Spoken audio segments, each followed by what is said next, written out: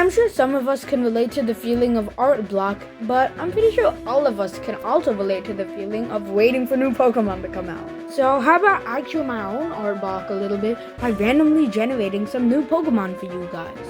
No matter what's your main art form, you can still do something similar to this and create your art block. So subscribe and let's get into it. Alright, so I'm gonna call an attribute and then generate a Pokemon that fills those attributes. Let's go for the starting type. So for the first type.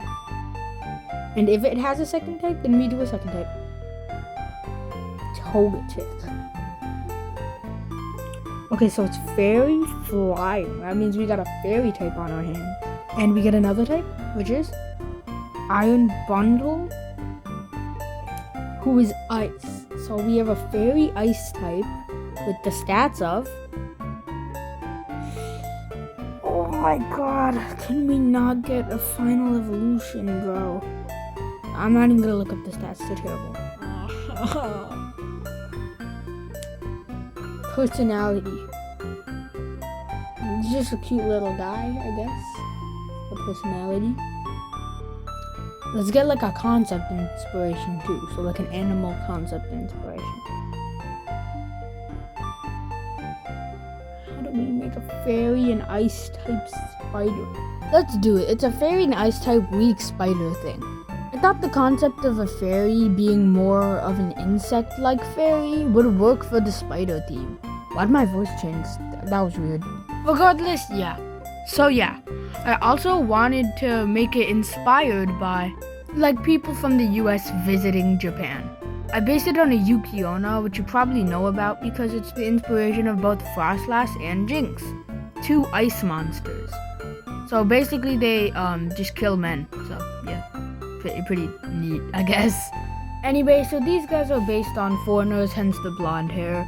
Sort of a stereotype. I hope that's okay with people. It's slightly, but I think it's fine. If it's not common, I guess. It's because no one from Japan's really blonde. Anyway, I'm getting on a tangent. Let me keep going. It's also based on umbrellas because umbrellas are very commonly used in Japan.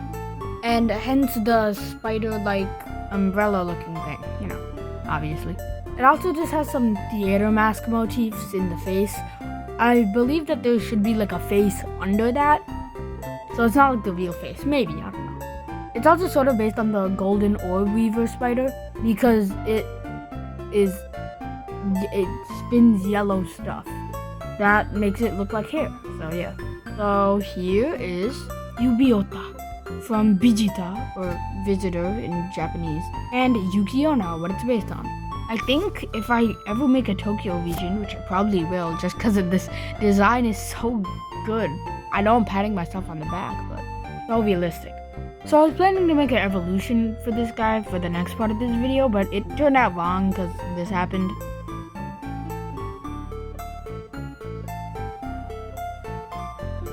Wait a minute. 309, okay? No!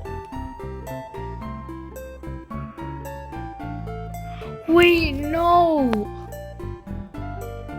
This is really confusing. That's probably my fault. Chimchar was pulled for stats, and it's barely higher than the stats of the P-Evolution. So that was kind of terrible for me, so I gave up on the idea. Farigiraf! So that means we get a second type, and our first type's normal, so... Grass! Normal grass. And the inspiration, or animal, normal grass snake. I look, have an idea for that, actually. And then this is so pretty substantial personality. So basically, I just wanted this to be a snake that hides in bushes, I guess, or rather trees. He has a little bud on its head, which I changed into like a little bit of a bush with the berries on it so that it can attack the enemies that try to grab the berries off of its head. It has that stoic military personality, so I decided to go all in and give it a military helmet with the little straps that you pull down. Very similar to True Green 7's Infintrek, but it goes in a different way. It's also a normal type because it's normal, it's just a twig. It's so ordinary. What could it possibly be? And I gave it these like yellow things, I guess. These yellow berry looking things. Maybe they're just ornaments, maybe they're actually sweet berries, who knows.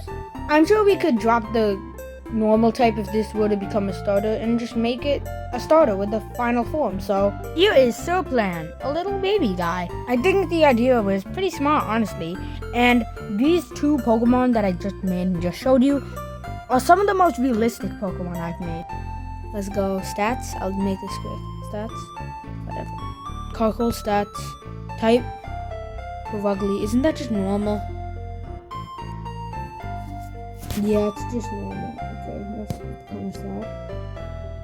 Personality, Corviknight. Pretty serious guy again. What about inspiration? Oh, okay, bro. I have no idea what this could even be, bro. I was low-key just like not excited for this in the slightest. Like a normal type frog, like how interesting can that be? But then I thought, I could stretch it and sort of make it like a dinosaur. There's Bulbasaur and Ivysaur, the whole line is a lot like a dinosaur and just like a frog, honestly. And we have to incorporate the normal type. So I decided to base it on the Parasaurolophus. Okay, finally I did it right. Because apparently they can sing, and that works with the normal type pretty well. And I decided to use the crest, sort of like a spiky mohawk, and make it like rock band, but only a little bit. It's not like crazy evident. I'd pictured this guy as a middle stage of some sort of pseudo-legendary. And also I made his mouth a trombone, because what are you gonna do? He was Roxarol from Rock and Roll and Parasaurolophus. And here's the design I would have given it if not for the Corviknight prompt. Again, what are you gonna do? So, I really like these guys. I think they really nailed the Pokemon style. Not to toot my own horn. But yeah, hope you enjoyed the video. Bye, sub, and like.